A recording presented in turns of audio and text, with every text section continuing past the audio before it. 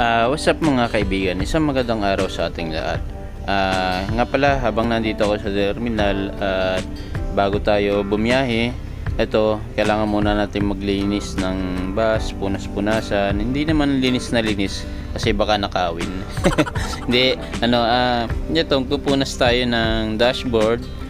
Pupunas-punas tayo kasi kailangan nating punasan talaga yan kasi yan, malikabok, dumi. Pag napahawak yung pasahero dyan, tsak, mangingitim nasa natin yung mga railings yan, kasi kung saan lahat mga mahawak yung mga pasahero, dapat kailangan komportable sila na mahawakan. Mamaya pag napahawak sila, sabihin hindi man lang tayo naglilinis ng bus, saka yun sa kanila, hindi sila komportable na ganun. Kahit naman ikaw, pagka napahawak ka na parang malikabok, tapos lalo papasok ka sa trabaho o nakapang-opisina ka pa, medyo nakakahiya din. Kaya pagka ganitong hindi pa naman tayo nakakapila, punas-punas din kasi kailangan din natin isaalang-alang yung pagka-komportable ng ating mga pasaheros kasi dyan tayo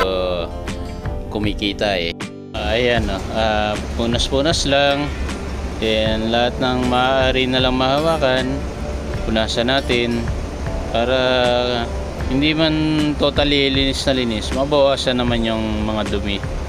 At yung mga nasa gilid ay ating ding pupunasan kasi minsan yung kanilang mga kamay, braso, pinapatong nila dyan. Nakakaya naman kung pag-angat nila ng kamay nila puro alikabok na.